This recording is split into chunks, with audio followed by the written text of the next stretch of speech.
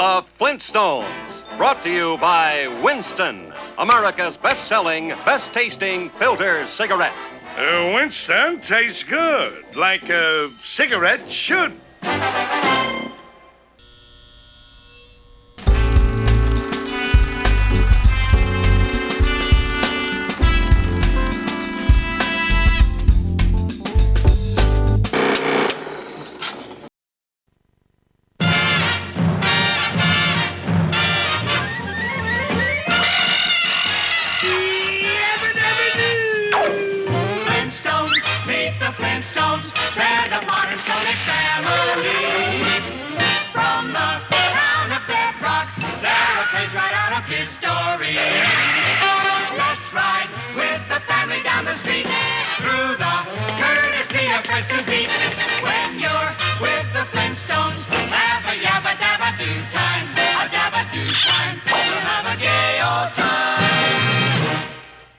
Hi, I'm Ty Justice. Bill Hanna and Joe Barbera created so many iconic characters that they could have single-handedly been credited with creating the modern animated series. Arguably their greatest creation, The Flintstones, has stood the test of time, and before The Simpsons, was the longest-running animated program for over 3 decades, at 6 seasons and 166 half-hour episodes. The show was originally titled The Flagstones, but was changed when an artist showed that he already had a comic strip of that same name. The title was then changed to The Flintstones to keep the geological, or more specifically, petrological through line. You would think with their track record, Hanna and Barbera would have no problem getting anything produced, especially being the creators of Tom and Jerry, but that wasn't the case. The pitch for Fred, Wilma, Barney, and Betty ultimately lasted over 8 weeks before it was given the green light by ABC. It helped that to pitch the film, Hanna and Barbera made a 1 and 45-second pilot of sorts to pitch with the show's original title that was accidentally rediscovered in the 1990s. He's going to practice spear fishing in the pool. Spear fishing? Wilma! Oh, I'll be right back. I've got to feed the fish.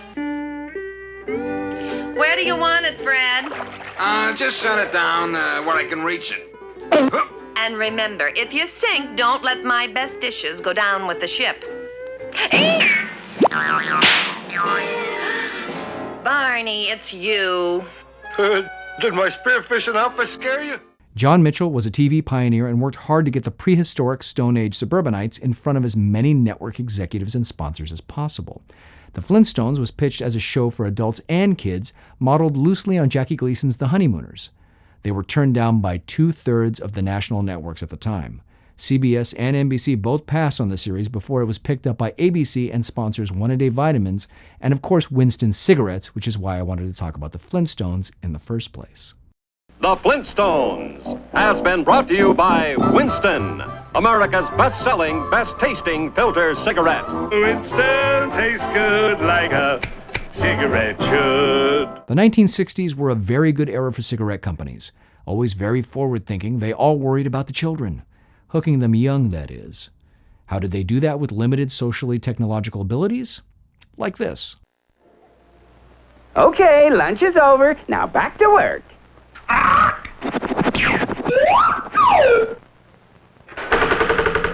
Hiya, Mr. Flintstone. Greetings, Rocky, my boy. Pack of Winstons, please. Oh, you like them Winston cigarettes, huh, Mr. Flintstone? But of course, they really got something. You bet your life. Folks who really enjoy smoking know it's what's up front that counts. And that's where Winston steps out ahead of the crowd with their exclusive filter blend. Choice golden tobaccos, specially selected and specially processed for filter smoking. Hold it. What you mean? What are you pitching Winstons at me for? You know I never smoke nothing else. Just practicing, Mr. Flintstone. Everybody knows that. Winston tastes good, like a cigarette should. Yeah. See you soon, Rocky. That's right. You cultivate new little smokers with their own cartoon heroes. This is a little jarring to see now, but back then this wasn't uncommon. If you go back and watch the original I Love Lucy bumpers, that show was wall-to-wall a Philip Morris commercial. Philip Morris, America's most enjoyable cigarette, presents the Lucille Ball Desi Arnaz Show, I Love Lucy.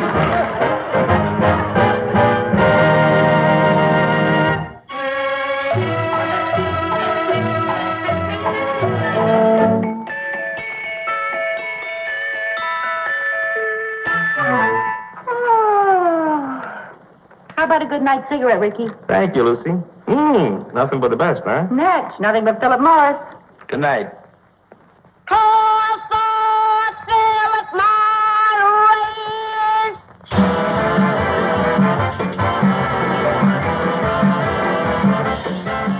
Acting schools for decades would even teach you how to act with cigarettes and smoke them as part of their curriculum. TV itself was cultivated simply as a way to visually sell products in general.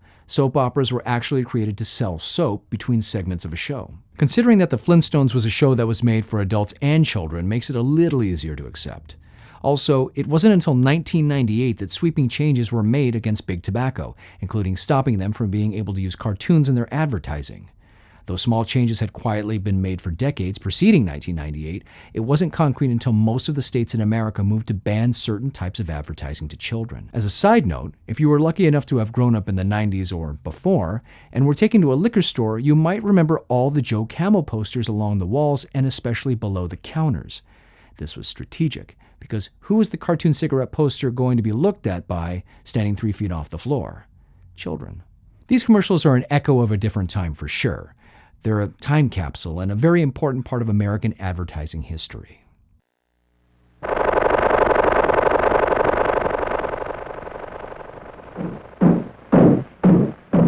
They sure work hard, don't they, Barney? Yeah? I hate to see them work so hard. Yeah, me too. Let's go around back where we can't see them. Gee, we ought to do something, Fred. Okay. How's about taking a nap? Hey, I got a better idea. Let's take a Winston break. That's it. Winston is the one filter cigarette that delivers flavor 20 times a pack. Winston's got that filter blend. Yeah, Fred. Filter blend makes the big taste difference, and only Winston has it up front where it counts. Here, ahead of the pure white filter. Winston packs rich tobaccos specially selected and specially processed for good flavor in filter smoking. Yeah, Barney, Winston tastes good, like a cigarette should. It's hard to believe there were no real cartoon shows before the 1960s like The Flintstones or any other animated series to come after. At least none specifically made for television that were sitcom length and structured and given an adult prime time slot at 8:30 p.m. They were new in many ways and also gave birth to the glut of Hanna-Barbera shows and similar series over the next 20 years to implement the use of the cost-cutting measure of limited animation, where only what absolutely had to move in frame was animated to. The Flintstones was a tongue-in-cheek nod to all the sitcoms of the era and modern conveniences parodied through a Neolithic lens. Voiced by Alan Reed as Fred, Gene Vanderpyle as Wilma, the indelible Mel Blanc as Barney, and B. Bernadette as Betty, there was no better casting in any animated show. The characterizations were classic. Though the actors may have changed a little over its run, they are the cast we all remember.